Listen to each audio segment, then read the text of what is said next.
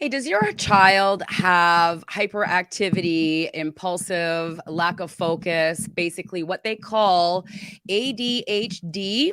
And are you looking for ways, and maybe you've been looking for ways for a really long time, to create more peace, harmony, and success, teamwork in your home?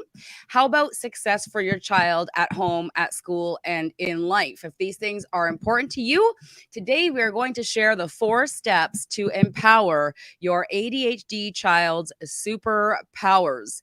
That might be the first time you've ever heard the term superpower when it comes to ADHD.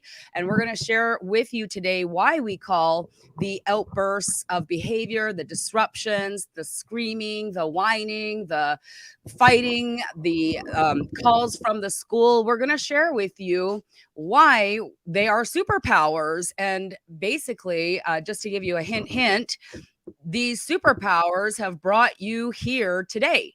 You're here for a reason. You're here looking for solutions. You're here looking for better parenting. You're here looking for leadership. And I believe that's what your children's outbursts have done to give you a huge desire to be better parents than everybody else on the planet. So if you're just getting to know us, I want to say I'm Bonnie Leota. You can see there's husband Thomas Leota. And together we have a combined of over 60 years experience in the study of personal development, of what makes human beings tick, what motivates them, and how to create success in life. I was a business leader I had been studying personal development and in business leadership for 18 years when I met Thomas in 2011. And Thomas, can you just share really quickly your story of what brought us together in 2011, what brings us here today? I'm just going to unmute you. There we go. Yes, I guess it would. Excuse me. Get the frog out of your throat. I'm really choked up over here. This feels like my first time. Uh-huh. All right. So let's go back to 1994 when I earned my very first black belt martial arts and had a chance to teach. And at that moment, I had a realization that a really good time or a great class was when I didn't get whacked with the bamboo stick. And it was at that time that I decided to do anything and everything the opposite of negative to teach and train when I was able to teach and train the new white belt class. And that was the decision back then, which started and gave birth to what we call creating champions for life now on the positive plus positive spectrum. Then when we fast forward all the way until when we met Bonnie in 2011, and that's when we had a chance to interact. I met with Bonnie, and that's when I got introduced to her kids. And then magic started to happen where Bonnie saw something transform that she was a master at, of being able to lead big kids, better known as adults, but never knew to put goal, plan, take action, perseverance into her children. And that's when we met to get the spark of where we are now. 11 years later, here we are. Yeah. So what we're going to talk about today, this is not hype, hopium. Everything that we share with our clients and with you inside this group, or wherever it is that you're watching us today, is based on principles and not theory. Thomas has literally worked with thousands of children, hundreds of parents, since basically, I want to go back to the mid 1980s. He's literally coached Little League baseball and taught thousands of kids in his martial arts school. But his after-school program, Creating Champions for Life, was inducted into the Martial Arts Hall of Fame in 2004. And I didn't meet him until 2011. And my children, I was at the top of my game in business. Like I said, I had over 10,000 people in my business team. I knew how to lead, like Tom was mentioning, with goals, not to do too much for my team or they'd never rise up on their own. But when it came to parenting, the only direction of leadership I could find were people like super nanny, authoritarian parenting. We went from authoritative, which meant taking the kids out back behind the barn and beating them with a switch when they looked at you wrong. So if you go back 100 years ago, there was barely any disrespect. But there was a lot of other things as well. Children back then had purpose, they had jobs, they worked with the family. Parents had more children, so they had more workers on the farm, unlike today. Today's parenting has turned to authoritarian parenting, which is setting boundaries, conscious parenting movement, getting down on their level and explaining why you're taking something away that they like or something like that. If you know what I'm talking about, give me a like. If you kind of watch Super Nanny, if you use timeouts, if you dictate to your child, come here, do this, be this person. If you know teachers that speak to your children in such a way, sit down, shut up, do as I say, not as I do type of thing, then yes, give us a like, give us a comment so I can know that we're on the same page. Tracy, thank you so much. Tracy says yes. Hey, good morning, Brittany. Hey, welcome. And so when I met Thomas in 2011, I was personally developed, but my children were not. I had 4 children, ages 7, almost 10, 11, and 12. Yes, I had them all at once. I just wanted to be a parent. I thought I was going to be the best parent. I thought that I would love my children so much that we would avoid terrible twos and teenage rebellion. Anybody else feel the same way? Like, I'm going to be different than my parents were, and I'm going to have these great children. But by the time I met Thomas in 2011, they were all being diagnosed with ADHD, oppositional defiant disorder, anxiety, and depression. And when I saw Thomas speak to my children in a different way than I'd ever saw anybody speak to children before, I thought, oh my gosh, you can actually parent with goals. You can teach your children to set goals and to work towards them.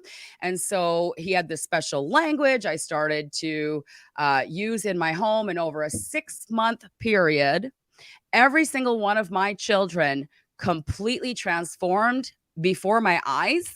They went from like the worst behaved, danger to the classroom. My youngest son threw his desk across the whole classroom in grade 2. They had to evacuate the classroom. The psychologist told me he was the worst case of ODD she had ever seen.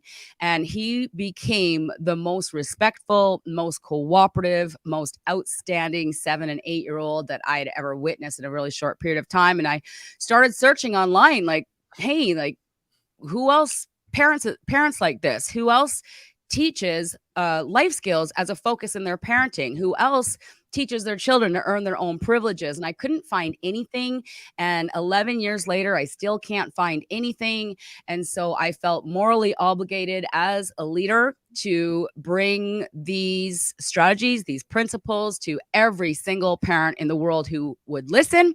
And every single client that we have that follows these principles sees the exact same result. So if you're a client, Brittany, Tracy, Allison, if you're here watching, if you're a client of ours and you're here watching, and you're seeing the type of results that I'm talking about sharing here, could you put a comment under the video quickly so that other parents watching who are like, yeah, sounds too good to be true, can actually have hope? All right.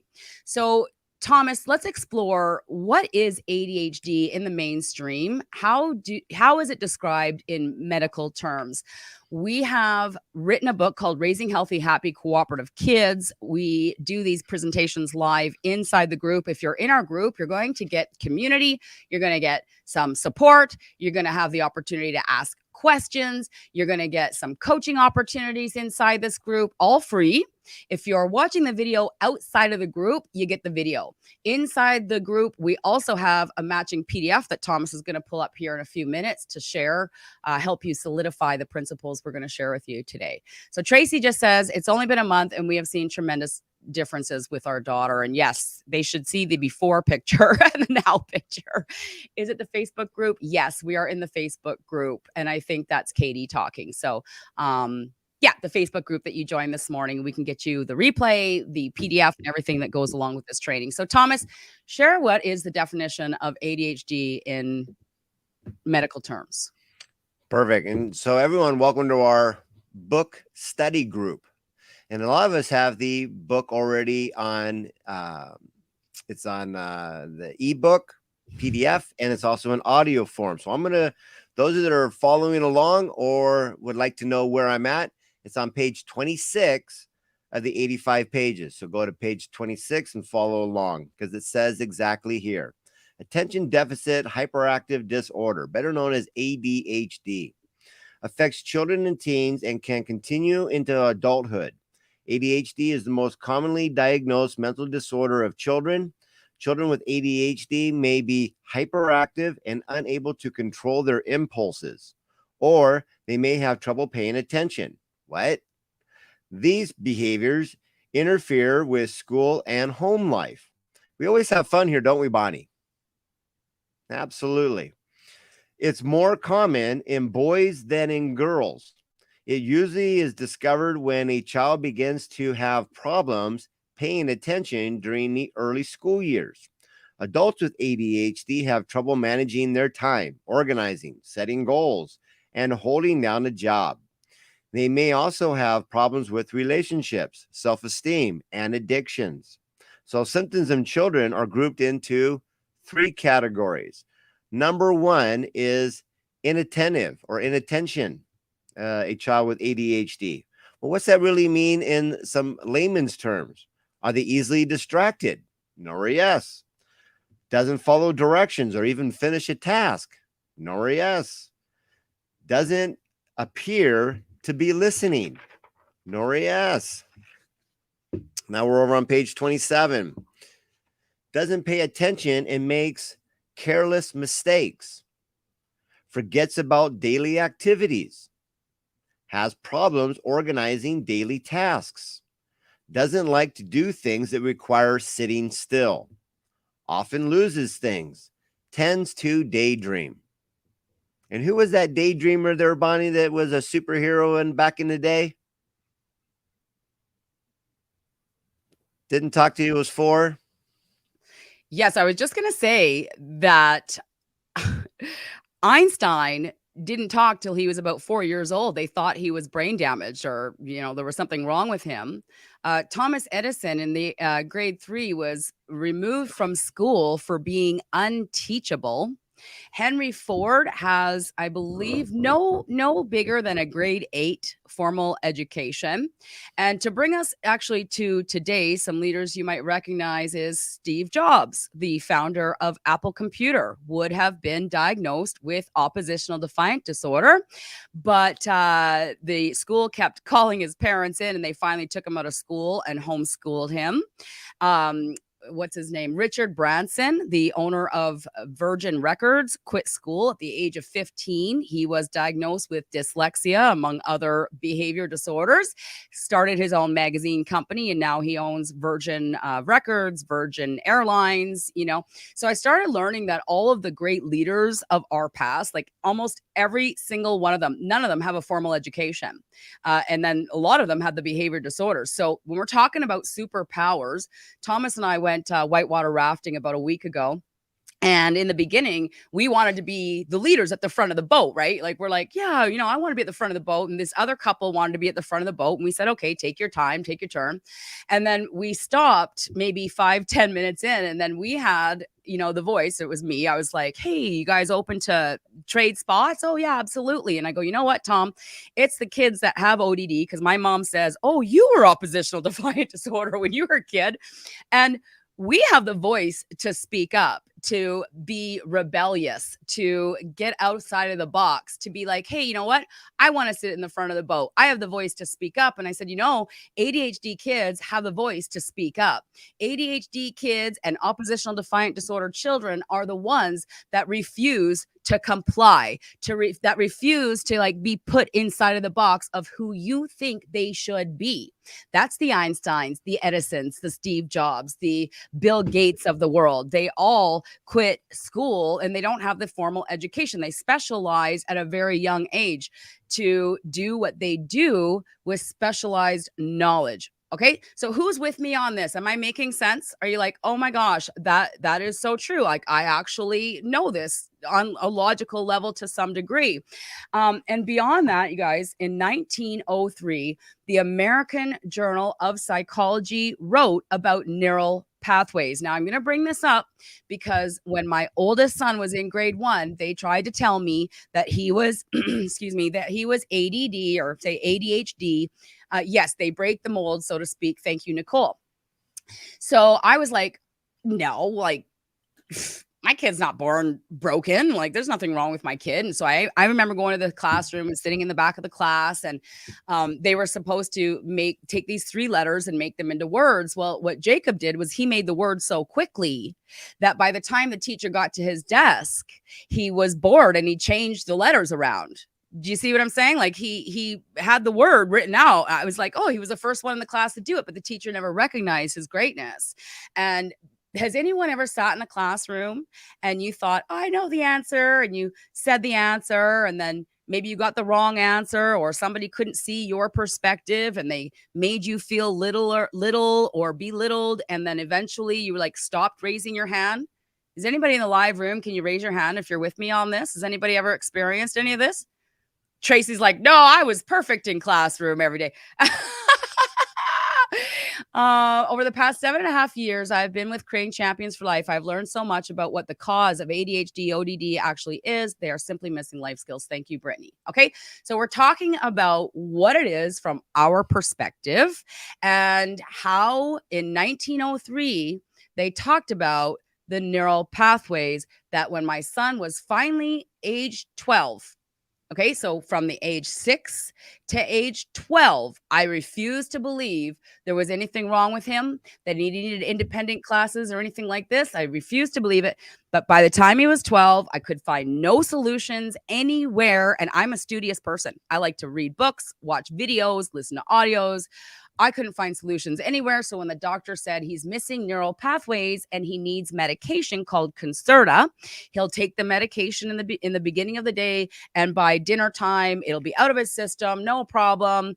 I finally put him on medication. This was right around the time I met Thomas, maybe just before I met Thomas, I did this. And one day he had like about 4 days worth of pills left. And he's like, Mom, I need some pills. And I'm like, okay, I'll go out tomorrow. You got a few days left. He goes, no, Mom, you don't understand. I need my pills. I'm like, Jacob, like, okay, like you have 4 days left. I promise I'll go get them some tomorrow. And he goes, no, you don't understand. I need my pills. And he started banging his head on the counter and crying and screaming. And I was like, no more pills for you. I don't care. Like this, maybe it does seem to help you focus in the classroom, but like, this is not going to be the way I'm going to help my children. So now I found out that in 1903, they taught about how to create neural pathways and how to recreate neural pathways. And that's what we're going to talk to you about today. Thank you, Don. Wrong way to fix neural pathways. Life skills training is better. Yes. And I want to bring a letter to life. A lot of you have been watching our story, and you know that we have attracted a very special young man into our life. His name is Tyler. And I told him, just before he moved in here, I'm like, Tyler, like, I really believe that, God brought you to us, that you've been brought to us for a special purpose, a special reason. I'm not sure what that is yet, but I believe we have something here. We're willing to fight for you if you're willing to fight for you. And about a week later, he brings me this book and he goes, here. He goes, you're an author. I think the purpose that we've been brought together is because my dad wrote his life story in this book, and his dad just passed away and he had nowhere to go. So we took him in. And he is another one that they tried to put into a box. They've been trying to put him into a box of conformity since he was 6 years old. And Thomas and I met in January of 2011, and personal development, working with kids. He met my kids who are all on the spectrum, totally transformed our lives in 6 months, brings us here today. So I thought it was pretty profound when I saw this piece of paper in the book, and it just said, Tyler, January 2011. And I want to bring his dad's letter that he wrote at this point in time to life here today on the video to bring his life purpose and his writing purpose and meaning. But he goes, forced to take medication to try to get him to be like the rest of the kids. Well, he's different. So if they don't comply and put up a fight, lock him inside 4 concrete walls and a tile floor, and he still won't comply. Anything beyond this point is abuse, making him more angry, Feeling of loneliness, helplessness, crying doesn't work anymore. So you give up your feelings, start to get numb, taking on hatred as your best defense, and being angry is better than being alone and scared. Isn't that totally profound and absolutely powerful? So Thomas and I both began our journey in 1994. Took 18 years for us to come together. January of 2011. 11 years later, we get blessed with this young man. He's 17 years old. And we find this piece of paper that he handed to me. And it says, Tyler, January 2011. Like, I don't know about you, but I don't believe in chance or luck. I think he's here for a purpose and a reason. I think you are all here for a purpose and a reason. I'm going to pass the microphone over to Thomas, and he's going to share life-changing awareness for all of you parents as we champion for you and the kids. Absolutely. And let's recap here on the last two of the three, because we covered the first one, which was inattentive. The hyperactive. This is the big one. A child with ADHD, hyperactive, often squirms, fidgets, bounces when sitting, doesn't stay seated, has trouble playing quietly, is constantly moving, such as running or climbing on things. In teens and adults, this is more commonly described as restlessness. Talks excessively, is always on the go, as if driven by a motor. And the third one is impulsivity. A child with ADHD has trouble waiting for their turn, blurts out answers. And for those that are following, we're on page 28 now. And also interrupts others frequently. So there's the three of the diagnosis of ADHD: hyperactive, impulsive, and inattentive. Bonnie and I have had conversations with this many a times, and when you start to think about it, name any kid from 0 to 5 that's not hyperactive, impulsive, and inattentive. We all are. Missing life skills is what is a key factor in our animal kingdom. We all start with nothing, and we are trained to go from 0 to hero of do for, do with, so I can do all by myself and launch out of the nest. So with all that being said, I'm going to bring up this little chart right here, and this is going to help us do something very profound. We're going to be able to go from attention deficit hyperactive disorder. We're going to show you exactly the path that we have been led to create it, a simple cause and effect. And then we'll also show you, if you would like the opposite, we'll show you the path to do the opposite. And then the choice is yours. But you'll walk away with no longer feeling, I don't know that I don't know. Because the number one thing that we've always heard is, my child has ADHD. Okay, now what? And they all go blank, and nobody has a solution for them yet.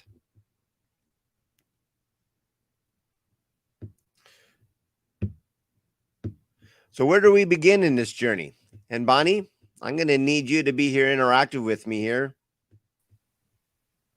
Okay. All right. So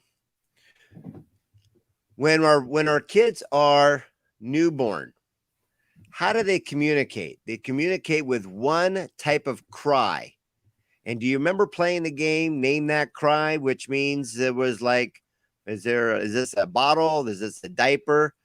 Expand on that for just a minute of your newborns when they would have what we would call the I cry, the innocent cry.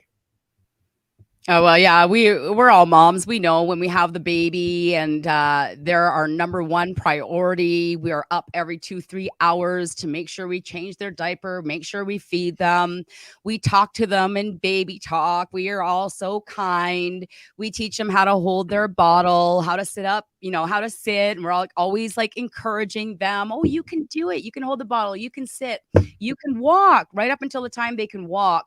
We even encourage them to talk, don't we? And then by the time they're like 2 and they're going, no, we're like, who taught them how to talk? So if you're on the same path, Nicole, I can see you. Tracy, I can see you. If you know what I'm talking about, like put up your hand and go, yeah, that totally makes sense to me. Okay. Then when they're about I want to say between 18 months and 2 years old, the number one thing we start to do is follow them around, tell them no, right? No, stay away from the stairs. No, don't touch a hot burner. No, don't run out into the street. Like, and these are all things that are important to do, but we're making the point of we give an awful lot of attention to the things that we don't like about what our child is doing at that point in time. And what would be some of these things? Because, there's moral issues, there's safety issues, right? Because these are all going to pop up with the parents say. So these are legitimate things we don't like, but then it overspills into things that we personally don't like. Could you expand on that? Yeah, I remember trying to get ready and put my makeup on, and the toddlers in there getting into all my makeup and spilling things on the floor. I remember when my daughter was about 3 or 4, and she had a friend over, and they took a whole thing of Parmesan cheese and they sprinkled it all over the living room, all over the floor. The place smelled like, well, you know what Parmesan cheese smells like. It was like horrifying, and things I didn't like, definitely. Okay. So this would be a moment, if you can relate on any level, put in a comment of like, yep, I know exactly what you're talking about. There's a lot of things that I see that I don't like. And that's how we start to think with our attention. I see something that I don't like. And what does that do with the attention? Because everybody requires attention. Whether we behave good or bad, we all need attention. A baby that's born or any offspring that does not get any attention, what happens to it, Bonnie? Oh, well, it'll die without mommy's attention. So Exactly. So attention is a survival mechanism. So when our kids are doing things that maybe we don't like, it is part of them surviving, because without attention, we would all die. So in this particular case, in the model that's in the book, a lot of us remember that there's a negative plus a negative would always equal negative. And in the book, Raising Healthy, Happy, Cooperative Kids, we talk about a positive plus a positive. So you can see that on the diagram here. But when we see something we don't like, is that positive or negative, Bonnie? it's negative. Totally negative. And if anybody disagree, type in, because we work with universal truths. Here is the attention would be a deficit, like a minus, or a surplus, Bonnie? It would definitely be a minus. And I wanted to say this too, like none of us do this on purpose. We're all doing the best we can with what we know, with what we've been taught before. So I want you to just take this with a grain of salt. We have been taught and trained to basically give up our entire lives to follow our kids around and kind of control their behavior. Like, can't you control your kids' behavior? Haven't we? Yes.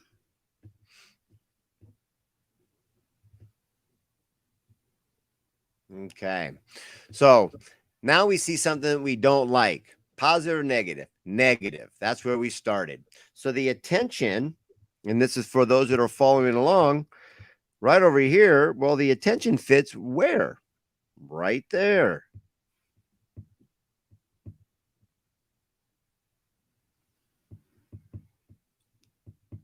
Now, this is a good time to say, as Tom's kind of drawing out, you should all have the PDF. If you don't have the PDF, make sure to put a comment under the video. We'll make sure to get you the PDF as well. But I want to say that, we're also taught that children are born defiant, naturally defiant. And, oh, okay, Katie, I'll get that to you. I'll try to send it to you actually during the presentation. But we're taught that kids are born naturally defiant. And I want to say, just like a battery has both negative and positive, or it won't work. We have both negative and positive in this world, or, how could we ever appreciate the positive? How could we ever grow and become more? So I want to say this: kids are born both defiant and amazing, right? They're both defiant and cooperative. They're born both, angry and happy. We are like batteries. We have both negative and positive energy within us. So instead of seeing every single thing that they do as being like, oh, defiant, oh, they're getting in my stuff, oh, they're trying to run on the street, the children are actually driven by their curious nature. A 1-year-old or a 2-year-old is just you 25, 35, 45 years ago. They're just you without any idea of how the world works. And their zest for life, and they're like, ooh, a butterfly. Oh, a puddle. Ooh, the burner's red. What does that mean? What? Ooh, there's stairs. Look, I can climb on the outside of the banister. Mommy, look at me. Look at me.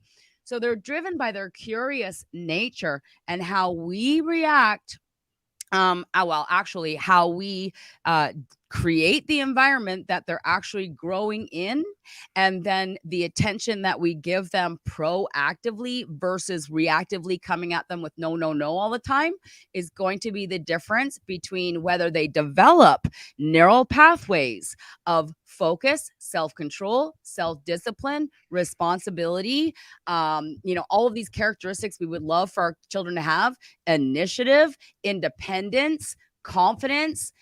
Everything that we're talking about here is going to affect all of that.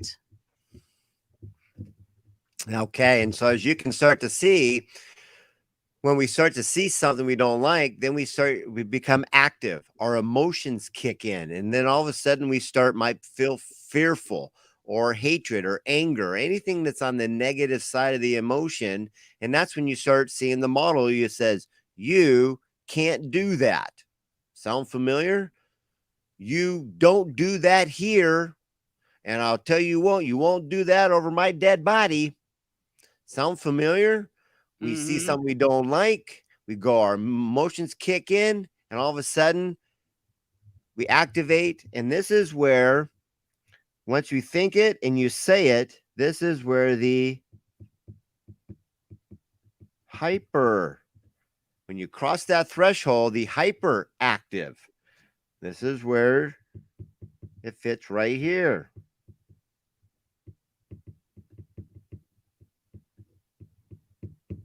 And then all of a sudden, what's that create? It's the opposite of order. It's called disorder, which basically means apart or none. The order, the sequence of letters in the alphabet is now alphabet soup for those that are visual. And what that does is it now fills in the last one. Disorder.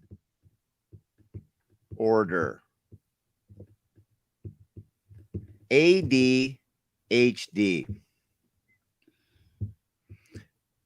We might have some questions, comments, or observations here, Bonnie. Yes, absolutely. We encourage you to be interactive in the comments section. If you have any questions, if it doesn't make sense, if you need us to slow down or repeat anything, please don't be shy. This is your opportunity to help your children, champion for your children, to change your lives, to move your future in a much more positive direction. And we're here right now to help you do that. Because everything in our life has a cause and everything has an effect. The ADHD is the actual effect. To what cause? How did we get here? Well, negative plus negative creates it every single time. Attention on their goals, what's important to them, what they're standing up for. How many of us remember being a little genius and our opinion didn't count and nobody gave us a turn? Attention deficit. They didn't see my greatness. They didn't see how I did it in a unique way. And when I became active and they kept telling me can't, don't, or won't, kind of violated the whole purpose of our relationship of offspring to our trusted advisor, our parents. Teach me how the world works, which every animal in the animal kingdom does. There's not one animal other than man that violates this law. And that's why it can be created. Attention deficit off of their genius, and a hyperactive disorder because we tell them can't, don't, or won't. What does telling somebody something they can do help them make it happen there, Bonnie? Oh gosh. Well, we think about, or there's lots of videos about childhood trauma and things like this. And I remember being 3 years old and singing some sort of child song, like just this little girl, la la la la la. And my mom goes, "Oh, she can't sing." And I'm sorry, like that is just one example of something I heard my mother say that literally traumatized me for the rest of my life, because like I'm in choir and I'm just using my mouth because I have this belief my whole life that I can't sing. And even still today, I go to karaoke, I can't sing, but I sing in the shower, I can sing. So I have a voice. If somebody had just empowered it instead of disempowering it, that would have been life changing for me. I love music, I love art, I love creating, I love singing and all that. But see, things like this are not recognized in the everyday school. Like if your child goes to daycare and they don't know how to share, and the only thing that they know is like a newborn baby kicks and screams and cries to get the bottle, like they scream to get what they want. And if we're constantly taught to distract them, to entertain them, to be their everything, to do up their seatbelt, get them dressed, feed them, put food on their plate, like we do everything for them, they never have an opportunity to say, "Hey, look me, look at what I did." And that feeling never goes away. If you're sitting here watching this, you got a husband or a wife or something like that. Is there anything that you ever do? Like, did you see me? Did you hear me? Wasn't I awesome? We're human beings. Our children are human beings. And when we are taught to distract them rather than teach them how to climb up the stairs safely, teach them how to be around a stove or an oven safely, teach them about traffic, teach them about sex, drugs, and rock and roll. If we're going to try to protect them from life so much that they never actually get the chance to do anything on their own, can you see, and I'm looking for interaction, please put a comment here. Can you see how they would miss out on the development of certain neural pathways? And can you see that we're all born with one skill only, and that is to cry to get what I want? Can you see, if they're not taught very consciously and on purpose how to use their words, how to interact in the world properly, can you see how they would miss out on the development of neural pathways and how they would end up in today's world being diagnosed with some sort of behavior disorder? And Katie asks, so 2 negative personalities or circumstances or responses create ADHD? What I was just sharing there, Katie, is if we do not take the time to consciously teach our children how to manage in this world, how to do things on their own, how to tie their own shoes, how to sit properly in a chair, how to pick up and put their own toys away. If we don't consciously practice self-control training, then the neural pathways of focus, of following directions, of listening are missed, and we end up with children who only know cry, freak out to get what I want. And then we are constantly reacting. No, we don't do that. Oh, you're going to cry? I'll give you something to cry about. Oh, you know what? Have your temper tantrum in your room. Just like the letter I read here of Tyler. Lock him in a room with 4 walls and a tile floor. And if that still doesn't work, anything over and above is abuse. And that's the only thing that we've been taught how to do.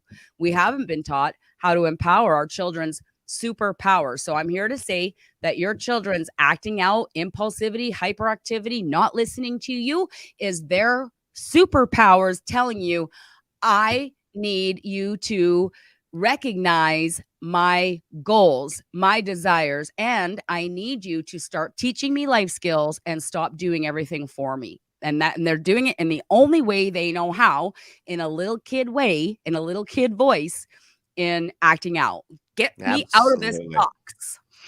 Absolutely, Bonnie. Now, this is the fun part because you'll be like, great. So they were labeled ADHD, attention deficit, because we never took the time to see they're a little human being, not something we own that we're supposed to dress up and make me look good. So we see something we don't like, negative. But what was the opposite? What we do is we in our parenting path to paradise, we list out the 12 tools that will show you exactly to get from zero to hero. And this one here is called a reframe. Those who love to interact, give yourself a little square right like this, thumb to finger, finger to thumb, and go, I see something I don't like. Say it with me, Bonnie. I see something I don't like. And then you have the ability. Now, this is what's awesome. We are the only animals in the animal kingdom that were given free will, which means if we were a bird, we could choose not to fly south for the winter. And if you're with me on that, type in something as a yes. We got this gift to go, I see something I don't like. I can choose that. Or I can go, bam, I see my little genius embracing their own uniqueness. Say it one time with me, Bonnie. I see my little genius embracing their own uniqueness with the Parmesan cheese, with the That's black right. marker on the wall, with This the is why it gets coloring on my new exciting. couch. Yes, because you had the attention to shift and think. I see my kids' goals. WND. Think of a WIND acronym: wants, needs, and desires. Or you can see something that you don't like that really pisses you off because you think that they go to bed thinking, how can I piss off mom tomorrow? You have that choice. And we're the cause, and we can actually go in and create a new effect. So here, instead of having an attention deficit on their goals and why they picked you as their trusted advisor to show them how Make to your form work, bigger. Make your form bigger again. gotcha. Then we can go ahead and go right up to the surplus, attention surplus instead of attention deficit. Now, once we see their genius with that Parmesan cheese, well, let me just ask you straight up, Bonnie, is there ever been any kid that you've ever seen, including ourselves, that ever got something correct, perfect, or right the very first time out the gate ever?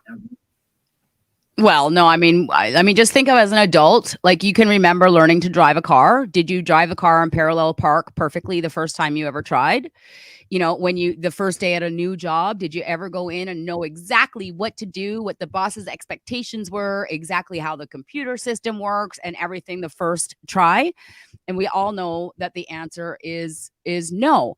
And so now is a really good time to say your children, like, do not, cannot possibly see the world the same way you do, because nobody can learn with words and lectures. Oh my gosh, type that in the comments so I know that you actually heard me. No one. You cannot learn without these PDFs, without actually taking what we're teaching you today and applying it with your child, maybe failing the first time, coming back, analyzing and adjusting your actions until you get it correctly. No one in the history of the world can learn through lectures. So that's the issue with the whole conscious parenting, positive parenting movement, is you're taught to get down on your 3-year-old's level and think about why you hate your sister. Like, they don't know. I mean, if they knew how to get what they want without hitting their sibling, they would do it. They just don't know what you want them to do, and asking them to sit and think about it with a lecture. We don't hate your sister because it hurts and they don't like it.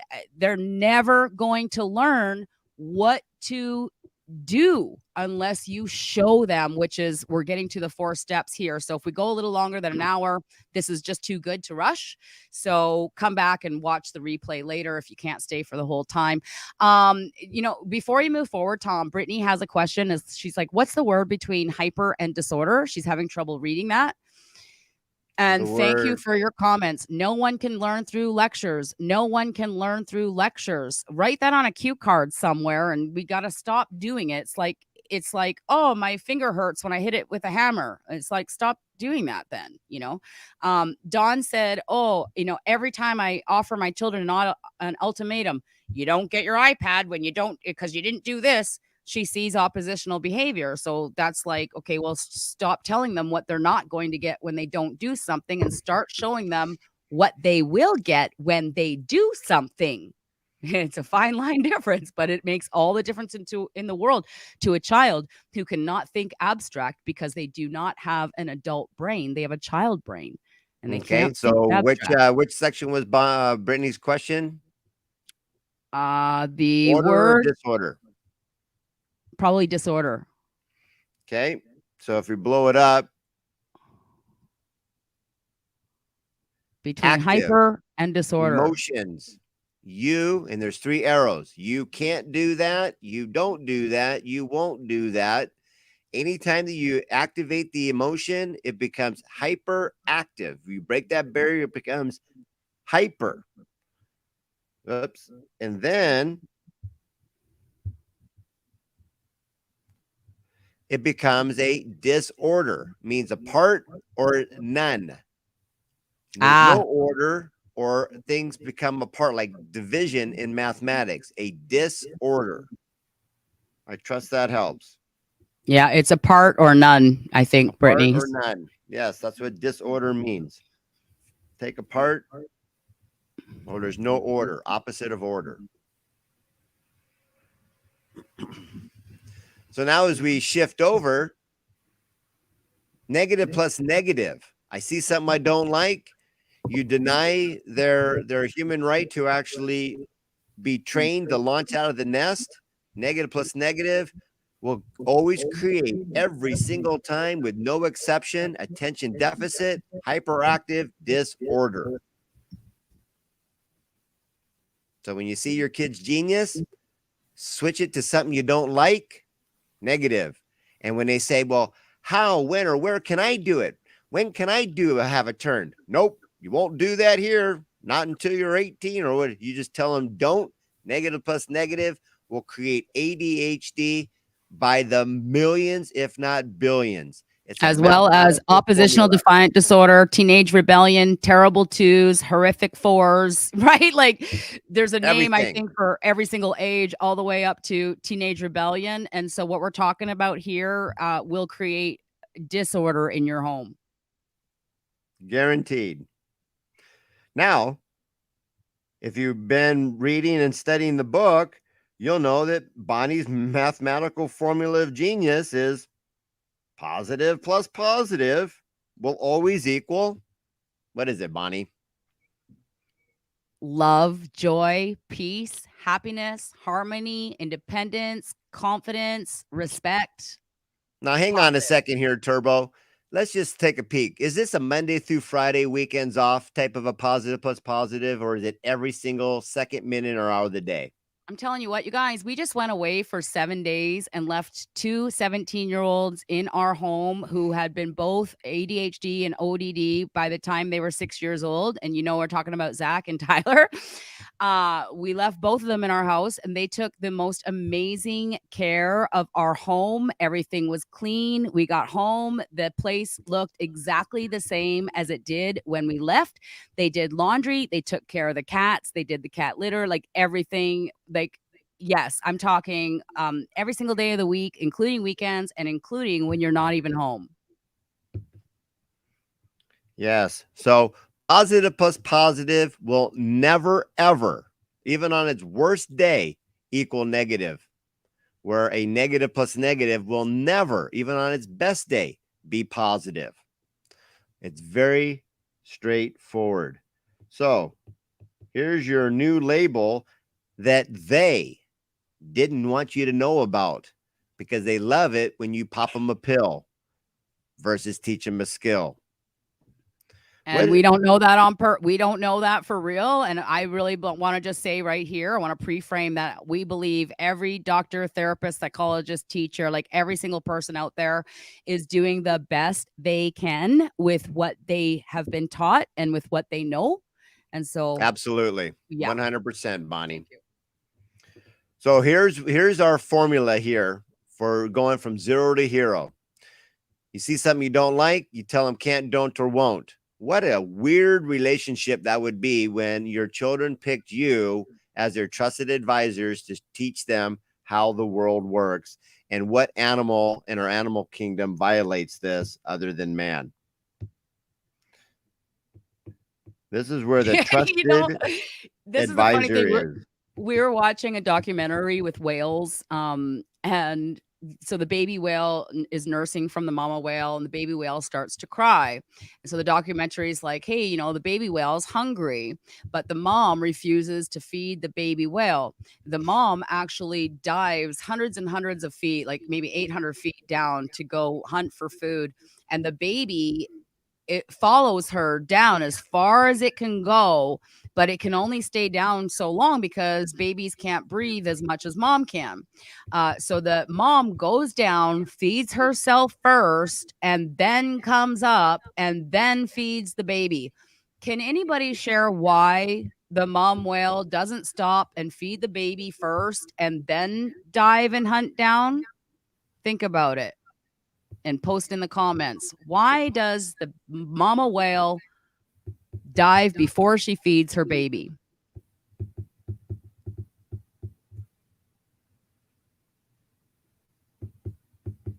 Okay, so while Tom's writing, I'm going to, and everybody's putting in their comments. Thank you, Tracy. I'm going to come back to Katie, who says, I've always advocated for independence. So if we already do that part, how do I determine what my kids need?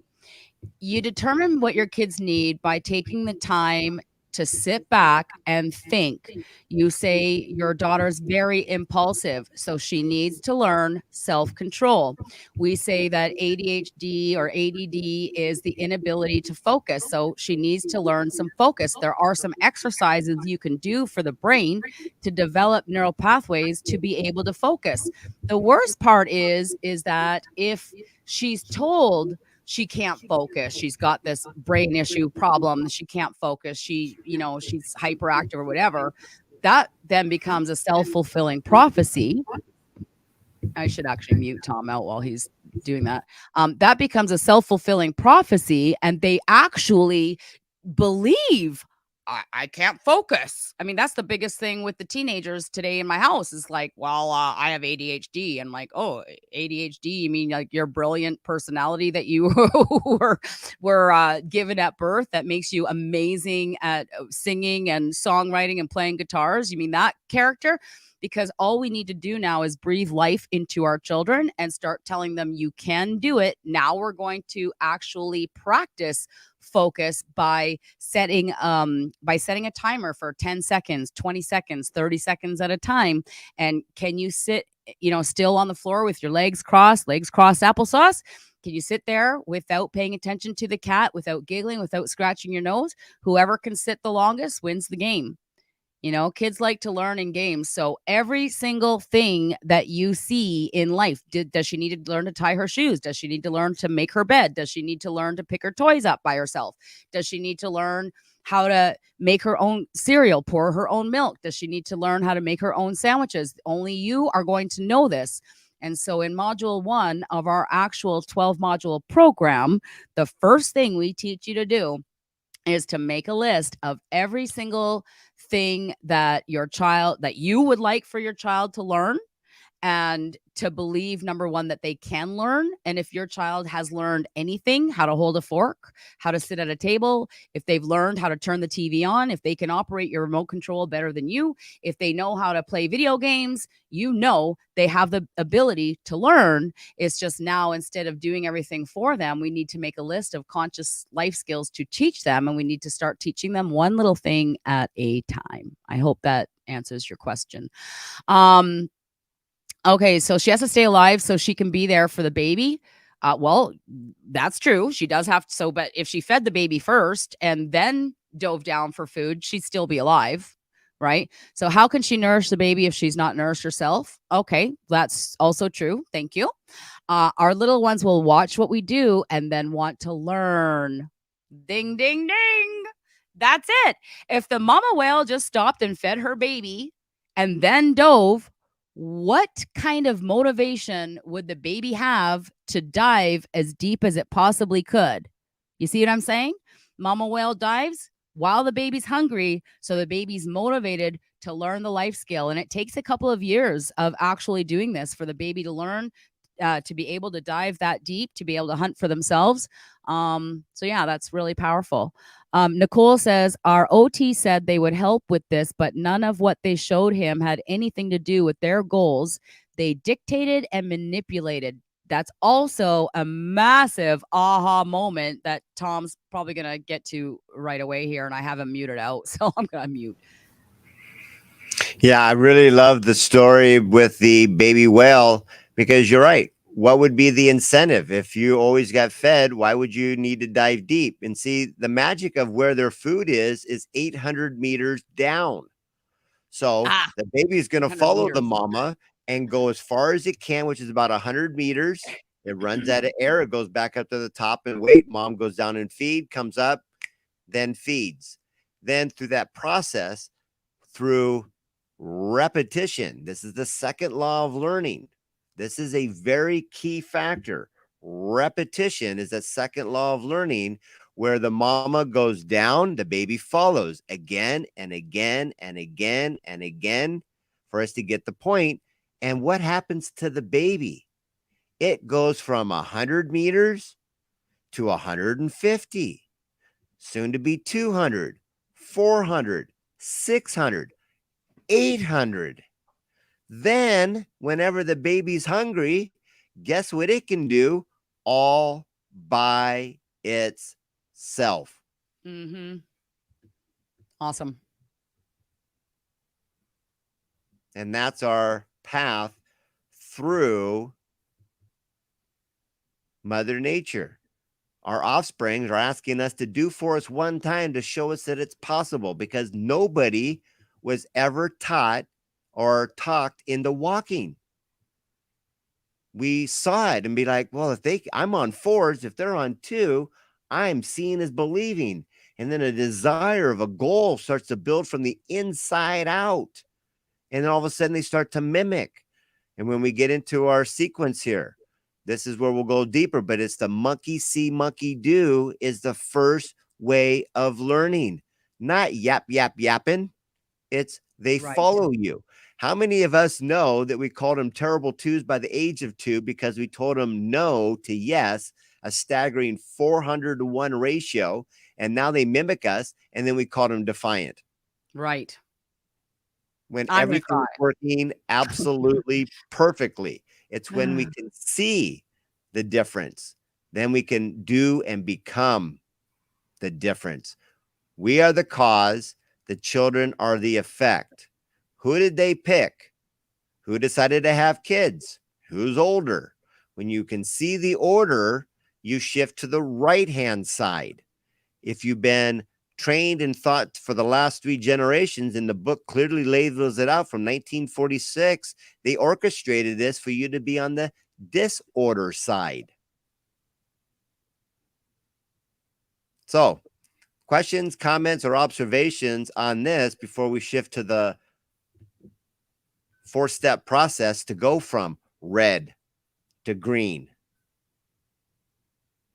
That's awesome. While we're waiting for any questions or comments to come in, Dawn, I want to give you a shout out for saying the baby's learning to hunt. Let me see.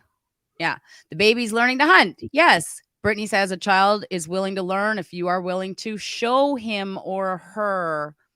Yes, and we're getting to the 4 steps. That was powerful, Tom, though. I mean, literally, who thinks we could just stop right here and you've already had massive aha moments, and that lesson right there is life-changing. If you're live with us in the room, put your hands up so I can actually see you. Oh, we're all concurring. It's life-changing. Okay.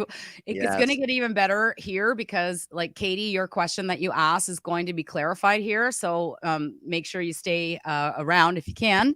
And if you have to go watch the replay, and I also want to say, if you're watching this, you can get the Raising Healthy, Happy, Cooperative Kids book, an audiobook at learntospeakkid.com. And if you've been following us for a while, if you've been watching our videos and you need some help, you want to have some guidance, we will help you with a customized parenting path to paradise. And I'm going to put the link with the video afterwards. Yeah, just either put a comment underneath the video saying, I need help, and I'll get you the link specifically. And then afterwards, I'm going to put the link with the video in the description. So we have coaching available. We are mentors. We live to help champion for families and kids. And every single child does transform with these principles. Absolutely, Bonnie.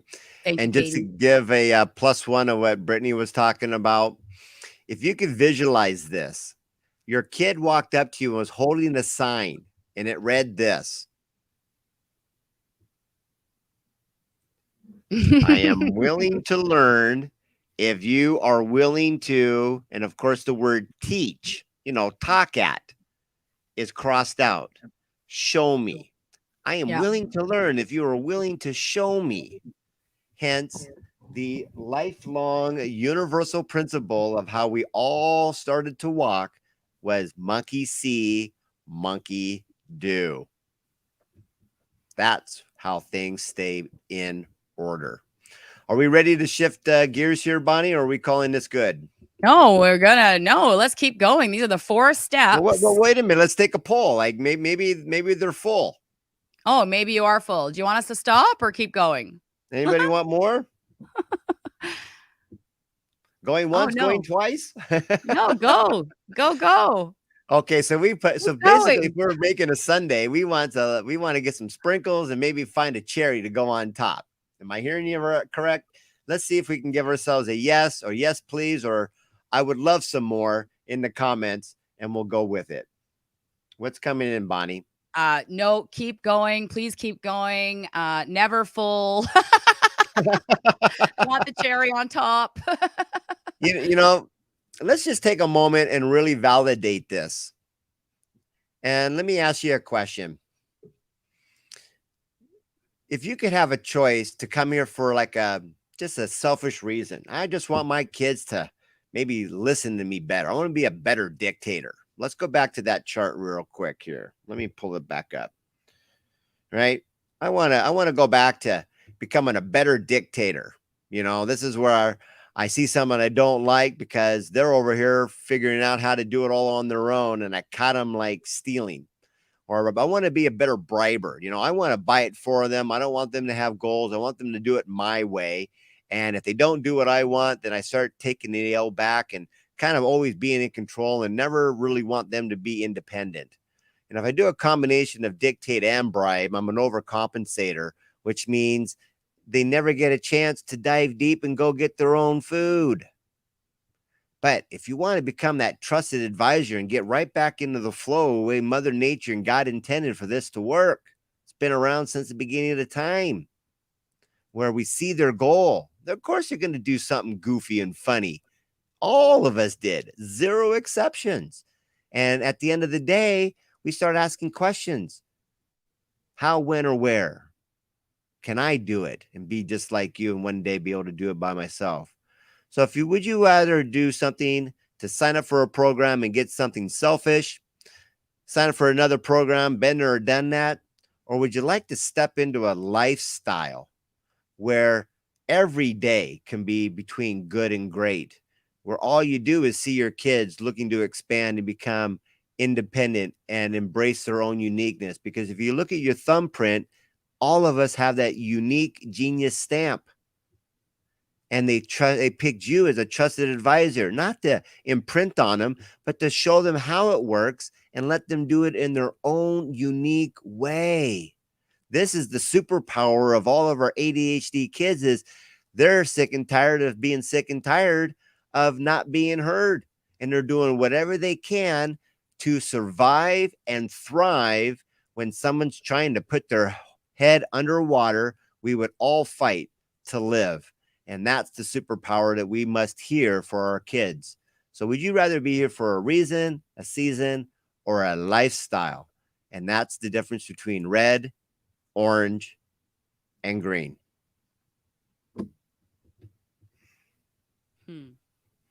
Awesome. Okay, next slide. Let's go right over here. Now, this one here is the PDF, the second one here. Would you like to take the lead on this one here, Bonnie? Because we have a acronym, like a big, giant, beautiful vase. What's funny is Tracy was sharing a story about her two sons breaking a vase or throwing a vase into the toilet or breaking it or something earlier. So she used the vase. So yeah, let's move on. Pull up the other slide and let's start with the letter V in the very first column. And here's an example. We were at the grocery store the other day and I tried to get my video camera out, like because this mom was walking around with her 6-year-old son. He was about between 5 and 7 anyway. And he was like really upset about something and, crying and pulling on her arm. And you could tell mom was like getting super frustrated and she's just trying to get her groceries. I get this. And what I used to do is go to the grocery store, get a free cookie for all my kids to distract them, and then run through the grocery store as fast as possible, to get my grocery shopping done. And I could see this mom doing the same thing. And so the kid's crying, he wants something, he's pulling on her arm, and she's just getting her groceries. And see, love and logic will teach you, it takes two to argue. And so they teach you to just kind of like turn your back and ignore your kid or I want to borrow the car. No. And then you turn your back and you ignore and you walk the other way. So I could see the mom kind of doing this. And the kid cried through the whole grocery store. It was terrible.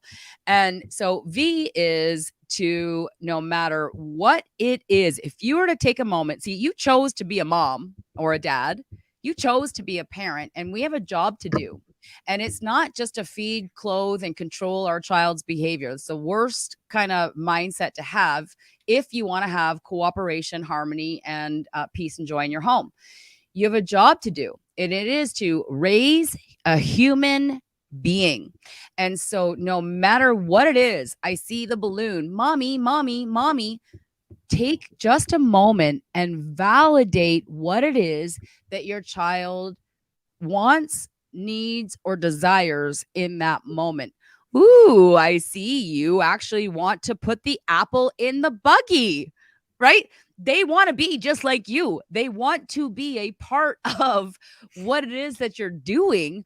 And so instead of just ignoring your child and go away and stop it, and oh my gosh, you're embarrassing me, and you're putting everything, you're doing all the grocery shopping, you're taking the card out, you're paying the cashier, validate. Oh, I see you want to be helpful. All right. Do you want to put the apple in the buggy, or do you want mommy to put the apple in the buggy? Or, ooh, I see that you like the balloon over there in the corner. What is it about the balloon that you like? And that's where part 2, but like, we're going to validate whatever it is. Oh, I see you like Parmesan cheese. You like taking the Parmesan cheese and sprinkling it out. Maybe next time we have dinner, I'll let you sprinkle the Parmesan cheese where it's supposed to be. You see, V means to validate. Yeah. And let's take a +1 on this. Let's look at the north and south direction going up. We got to validate. I see my kids' goals. Remember, I see something I don't like. Bam. I see my little genius embracing their own uniqueness. This is where the validation allows you to go positive up versus negative down. Validate it. Take the time to see what it is from their perspective. We call this game Name That Cry. And that allows you to go north versus south for an attention surplus versus a attention deficit. Back to you, Bonnie. Awesome. Are we moving on to A? Yes, ma'am. Okay. Anybody has any questions, observations, please put it in the chat bar and we will come back to V. But yeah, no matter what it is. Hey, mommy, I want to get my nose pierced, my belly button pierced. Hey, I'm 12. I want to move out of the house. Like, whatever it is, your children are going to want things at some point and want to do things that you don't agree with or that you don't like. I get this. We're not saying go like, oh, you want a balloon? Let's go get you a balloon. No, not at all. We're saying just to validate your child's goal so that they know you see them and you see what's important to them. The A stands for ask questions about it. Ooh, who do you know that has their belly button pierced? Did you see that on a show? Do one of your friends have it? Maybe mommy has it and they want to be just like you. Who knows? But we're going to begin to ask them questions. And so let's say, Tom, we're in the grocery store. The child's like grabbing mom's arm. He's screaming just like it was the other day. Can you just bring this into layman's terms and be like, be the mom here and ask questions? Absolutely. Let's go right back to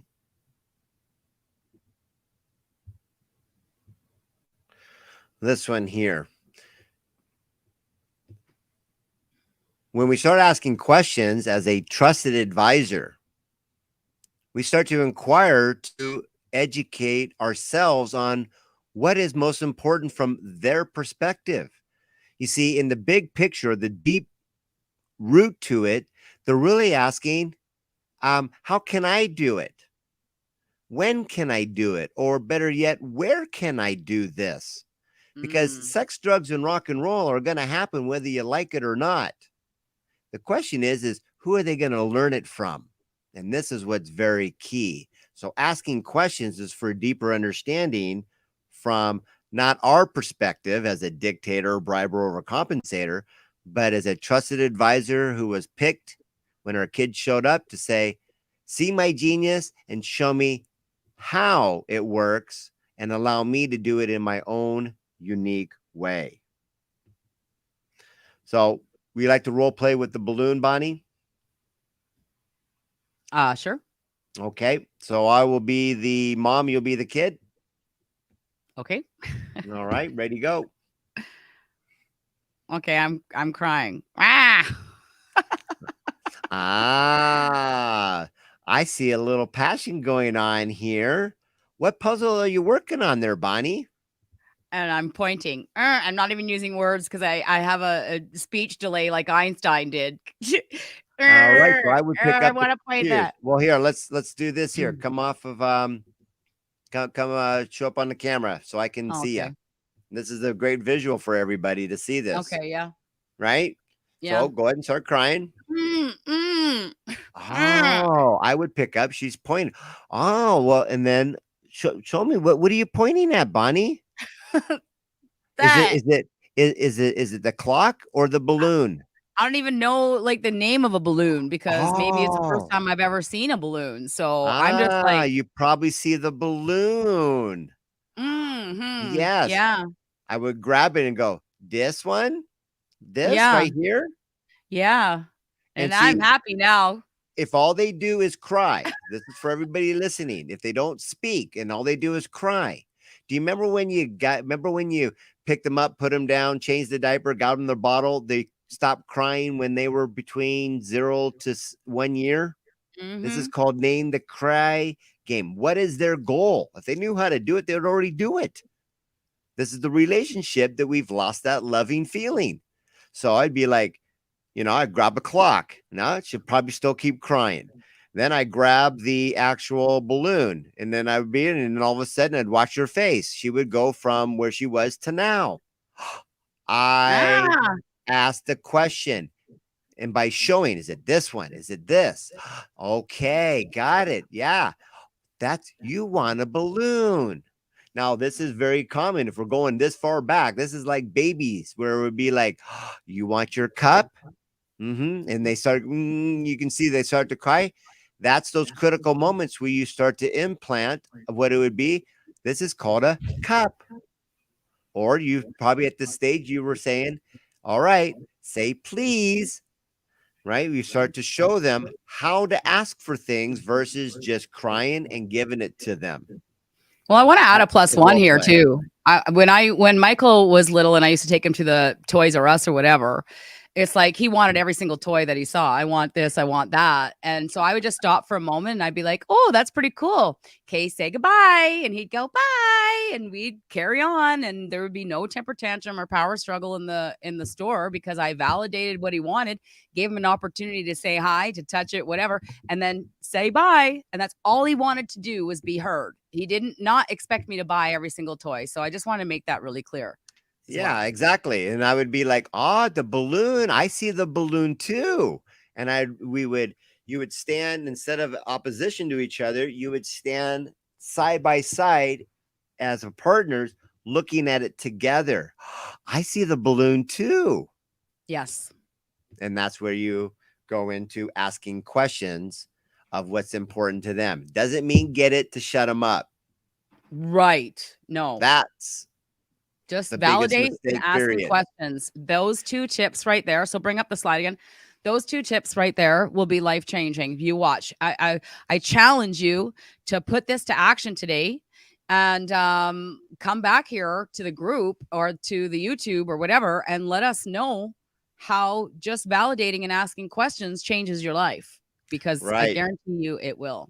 John Gray, who wrote a parenting book, we're not really quite sure why, but in his book, he says, well, make sure when you go to the store, have a candy bar in your pocket. Give the kid half now, bribing, and then when something happens, have that as another dictation bribe to get out of the store quietly. All right, so we're moving on to the S. Okay, this we talked about it. We alluded to it earlier. It is show me. So, how many times have you been like, sit up straight in your chair, right? Or we don't run in the house or whatever. You might have an image, and this might sound absolutely ridiculous to you, but you might have an image of what you think sitting straight up in the chair looks like. But if we're human beings, your child is a human being, and we see things in pictures, and just to validate my point or to solidify my point, don't think of a pink elephant. Don't think of a pink elephant right now. Don't think of a pink elephant standing in your living room. Like all you can think of is what? Pink elephant. Pink elephant. Okay.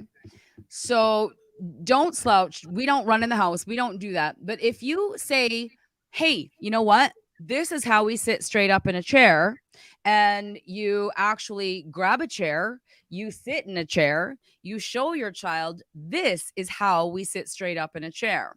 Or, hey, put all your clothes in the laundry basket. It might sound simple to you, but for a baby brain, it might not be that simple. It might be overwhelming if their whole room is filled with toys or filled with clothes or whatever. So again, you take the laundry basket and you go, this is what it looks like to put clothes in a laundry basket. And you actually physically show them how to put the clothes in the laundry basket. And then you put all the clothes back on the floor and you go, now show me. So you show them what you want them to do. It gives them a mental image. And let me just take this off. So the other day we went whitewater rafting, like I was saying, right? I'd never been whitewater rafting before. And at the beginning, the instructor has us all standing around the raft, and he's like, when I say forward, we're all gonna do forward. And he kind of like lectured us through, and Tom's thinking like, this isn't really gonna give us all mental pictures because he's just lecturing at us. So he basically told us the rules outside of the boat. Then he got us into the raft, got us into the water. The very first thing he did was say, okay, that you have get out of, get into the water. It's like if you fall out of the raft, we're going to role play now how to actually save your teammates, because we're all a team. We're going to show you how to save them. And so 4 of us got out of the raft into the water, and the other 4 practiced step 1, 2, 3, 4. We practiced grabbing onto their making eye contact was number 1. Then we grabbed onto their life jacket was number 2. Then we pushed them into the water was number 3. And then we stood up and fell back into the raft. And we actually physically did it before we went on to the river. How much does this make sense? If he just told us, grab it, push them down, pull them in, we would have no neural pathway developed on how to actually save our teammates, and somebody could potentially have gotten into trouble, right? We have to actually role play it out. So if you're going to the grocery store, if you're going to a restaurant, if you want to take your child to the mall and go shopping, how much does it make sense to have some role play of this is how we sit at a chair in the restaurant, if we want to get the balloon at the end or whatever, like show them what to do, practice it at home. And if Nicole's still here, and Nicole, like she's probably gone because she has to work and stuff, but Nicole did this with her, I think 3-year-old at the dentist. She had to take her in for a filling. They practiced at home for about 2 weeks before actually going to the dentist. And the little one just kind of like went along and did everything. There was no screaming, there was no fear, there was no surprises. It was all practiced and role played in advance. Because if we take our children to a restaurant and we just nag at them the whole time, expecting them to listen because we are just talking, we're setting them and ourselves up for failure. How much does this make sense? Give us a like or something. Absolutely. Spot right on, Bonnie. Okay. All right. Monkey see, monkey do. Do you want to expand on that at all? I think I was pretty clear, but yeah. Always start with monkey see, monkey do. Period. We all start barking orders like Simon Says. Don't do as I do, but do as I say. Well, you'll always go right into attention deficit hyperactive disorder, guaranteed. And all that is their superpowers going, hey, show me. Hey, validate my goals. Hey, ask me some questions about it. Treat me like a human being. Treat me the way you want to be treated. Show me what to do so that I can be like you. So I can say, look at me, look at me, look at me. And you know what? It's never going to end. I took my 17-year-old skiing in the wintertime. And like every single time we went down the hill, he's like, Mom, did you see how fast I went? Mom, did you see how fast I turned there? Oh, that was so cool. Mom, did you see me?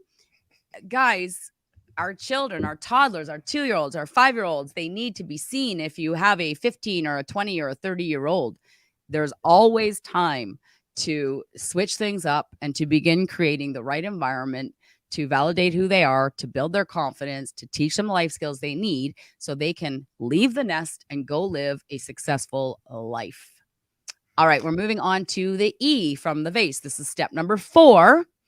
And step number 4 is to encourage your children through the obstacles. I don't know how many times I've heard, oh, it's just easier if I do it myself. Right? If I get my child to help me clean up the kitchen, well, it's just going to be more work for me. So it's just easier if I just do it myself. But you know what? Like, again, we have a job to do. We're parents. We have a job to do. And that is to teach our children the life skills they need so that they can duplicate who you are. And if we never give them the opportunity to do the laundry, make their own bed, cook their dinners or whatever, if we never give them an opportunity, how can we ever expect them to become independent? So we got to get out of our minds that our children should be a certain something that you want them to be. And we need to create an environment where it's like, oh, you want a balloon? That's called a goal. Let me ask you a few questions. Do you want the red balloon, the orange balloon? Let me show you exactly what you need to do to make the balloon show up. If you walk beside me the whole time, maybe put your hand on the cart the whole time, or maybe I hand you the groceries and you could put it in the cart the whole time, and we get to the end, you can earn yourself, we can go over and we can look at, and you can earn yourself a balloon, rather than just completely ignoring them altogether or saying, no, you just had a balloon or whatever it is. Like, you're going through the 4 steps, you're validating their want, you're asking the questions, you're showing them your exact expectations so that they can get what's important to them at the end. And let's say that they take their hand off, they get a little distracted, they've never done this before. You encourage them. Hey, little Timmy, I know you can do this. I thought you were working towards a balloon. I thought you were working towards watching TV, playing a video game, whatever it is that's important to them, that their goal is.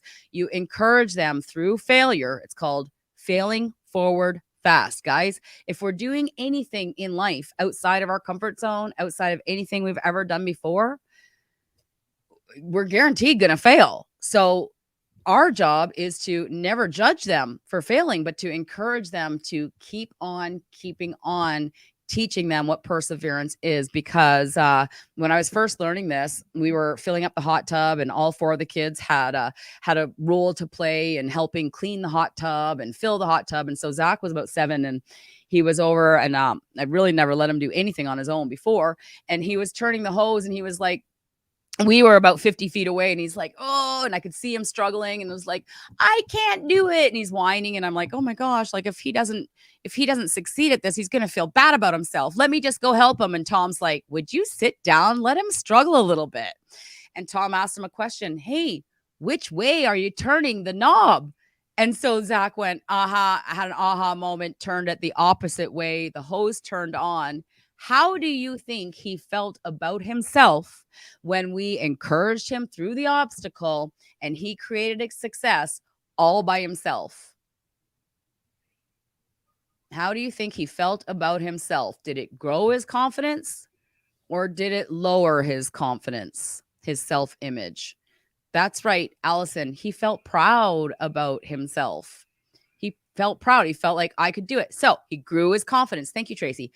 So every single time you encourage your child through an obstacle and they create success without you, they are going to feel better about themselves, and they're going to know that persistence is, well, Napoleon Hill says persistence is like carbon is to steel. Persistence is to success what carbon is to steel.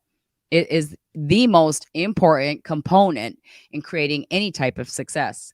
And so when we can set their goals and encourage them to actually earn their own privileges, man, oh man, you're going to have a brand new kid to work with. Empowered. That's right. They're going to feel empowered. Yeah, All right. You did an amazing job, Bonnie, pointing out the cues to listen to and the encouragement. When you start hearing them say, I don't know how, or they get into that whiny thing, the magic is that they see the obstacle. And then we've been trained, I can't do it, which is where the overcompensator comes into play. They've been trained, if I can whine enough, somebody will do it for me. That's why we always talk in problems. But when we can encourage them to go, you know, everything's just a puzzle. And puzzles by nature all have a what? And those that are interacting with us, you guessed it correct, has a solution. So at the end of the day, through encouragement, we let the kids know that there's a can, can't, or I don't care. Who else is in there? And we have that choice to choose through the encouragement. Of course, I don't care. I don't know how. You see it. Great job. Now who's going to step up? Can't or can? Because can't sees it as a problem, never do it on its own, never sees itself visually out of the nest. Or I see it as a puzzle. I just haven't figured it out yet. And that's the relationship. Listen to the cues. You'll know how to encourage and guide versus punish. And you will go from, where's she at? There it is. You will go from down here, negative plus negative, which is where we started. No judgment. Just call it what it is. Like a you are here dot at the mall. When you look at the directory, where do you want to go? Change the negative to a positive. Change the negative to the positive. And you'll be there faster than you can ever imagine, even if you might be the first in your family lineage to disrupt, dismantle, or destroy this hypnotic curse that's kept us stuck to go from 0 to hero. And parents are doing it right now. Who would like to be next? Wow. Holy moly. So let's take action steps for these genius moms that are wanting to wake up and go, oh my gosh, we got to get ourselves a parenting path to paradise. I got to find the yellow brick road. And this is the next action step. Right, Bonnie? Well, Yeah, like if you like this information, see, it takes 30 days to even begin the process of developing a new habit. Again, I'm going to go back to 1903 when the American Journal of Psychology said this is how you create neural pathways. We have generations of parenting neural pathways that say discipline is to react to my child's behavior. My child's behavior is the cause, how I react is the effect. We have generations of that. So if you want to create new neural pathways, which is to learn the 12 principles of creating champions for life, you're probably going to need some help. But, if we can help you, we'll definitely tell you. And we can do a customized parenting path to paradise for you. You'll know exactly what you need to work on and exactly what you need to do to empower the superhero in your child. Your child's a superhero. It doesn't matter if they're ADHD, ASD, PTSD, ODD, autistic, they have Asperger's syndrome. It's like, okay, so now what? They still need to learn life skills. They still will respond to validation. They still will respond to feeling empowered and important when they do something all on their own. So anyway, the action step is to post a comment under the video saying, hey, I need help. I'd love to talk to you guys. Can you help me with a parenting path to paradise customization plan? And I will get you the link to schedule a time to speak with us. We'll start with a 10 to 15 minute chat. There's nothing to buy on the chat. Put your credit cards away and all that. We're going to help you with the path. If you choose to work with us for longer and you want some help after that, the choice is going to be totally up to you. So with all that being said, is there anybody here that's live that would like to come on and share an observation, a question, have a chat with us? Tracy, do you want to come on and share something? Was that a no? I'm just going to add you anyways. I see it, sure. Tracy, did you say no, thank you? Because no, that's fine. No, I said sure. Oh, okay, awesome. What is it you'd love to share?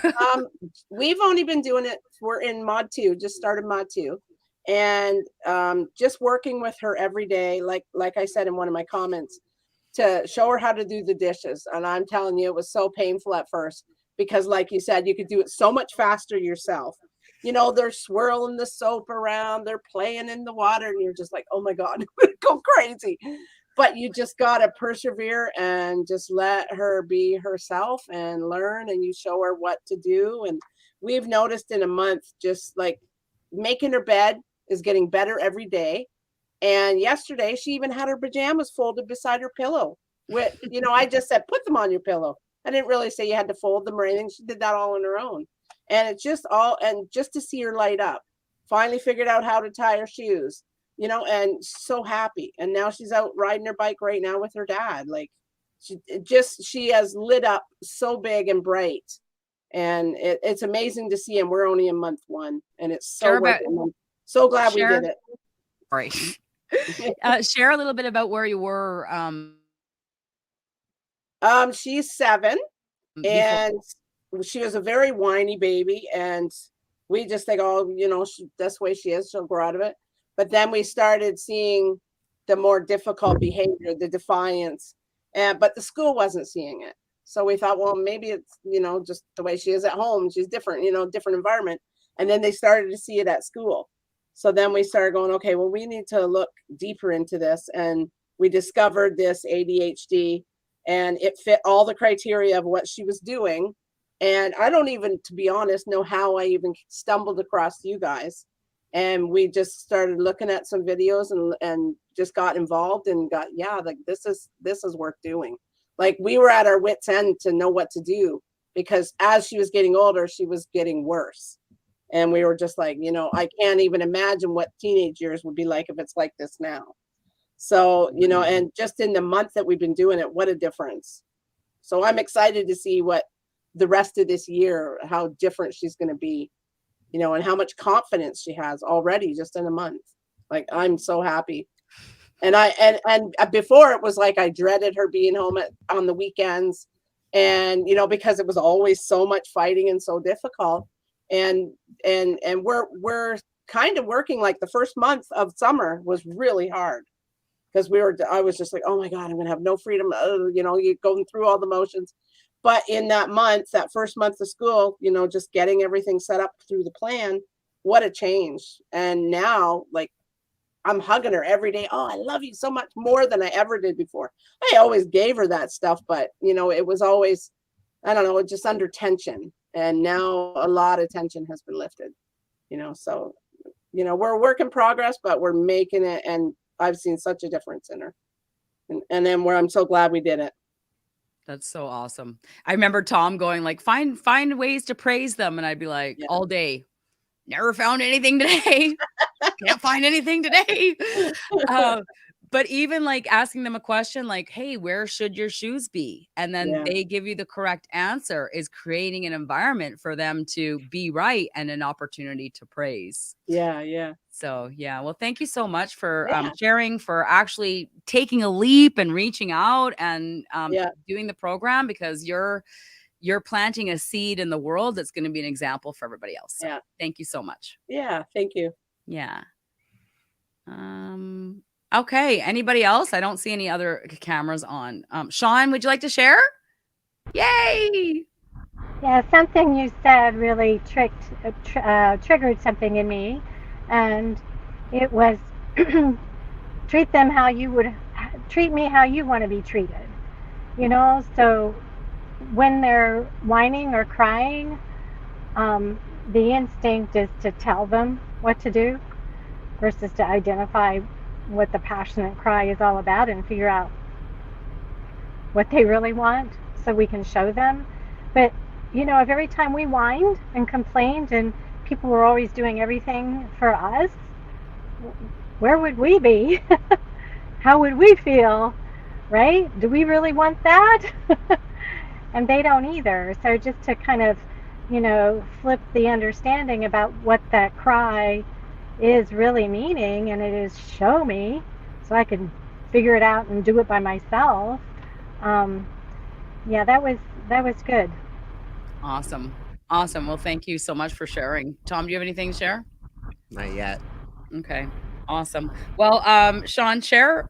Oh, Sorry. I was gonna say, just share like your overall experience. You've been working with Tom as a coach for a few months. Like, how is your life changing, or do you see any benefits?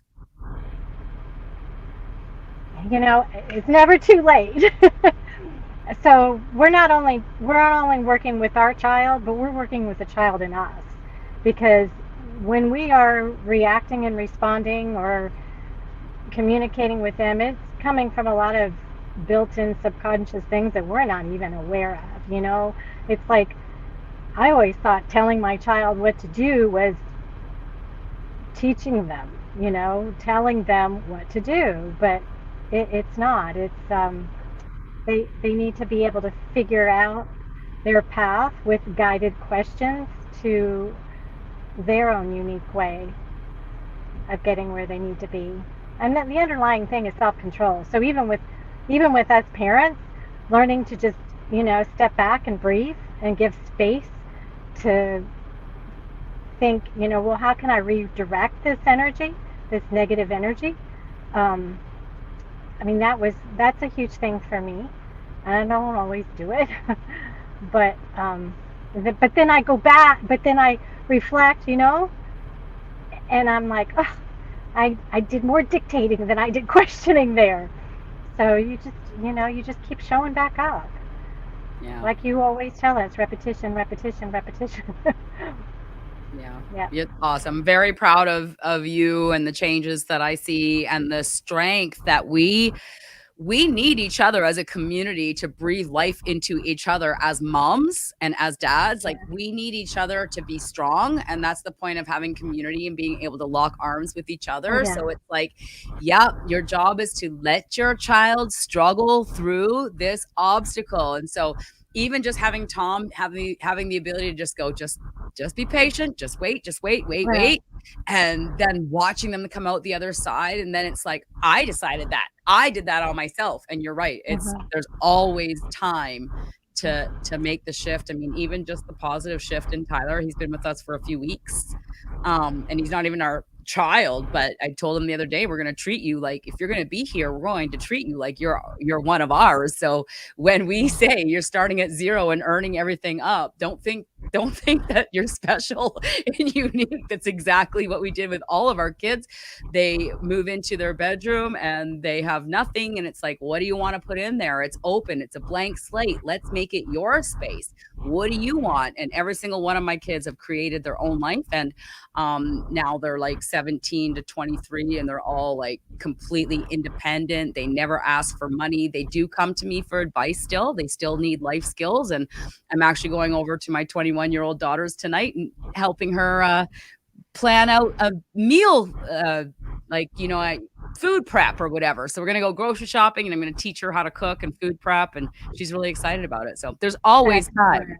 Yeah. Oh, it never ends. Once you're a parent, you always are in one way or another, whether it's to your own or to, somebody else that may come along your path. But the question too, when the negative thing is happening, to just look at is, why is this happening for me? Where's the solution? What's the puzzle piece? Love that. So that's been a big thing for me, for sure. Life changing. Awesome. Yeah. Okay. So thank you. Thank you, Sean.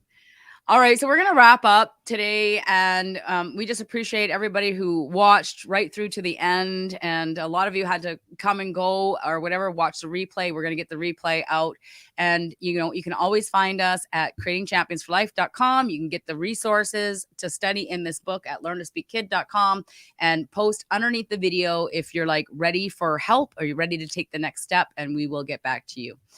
Thank you so much for being here, and see you next time.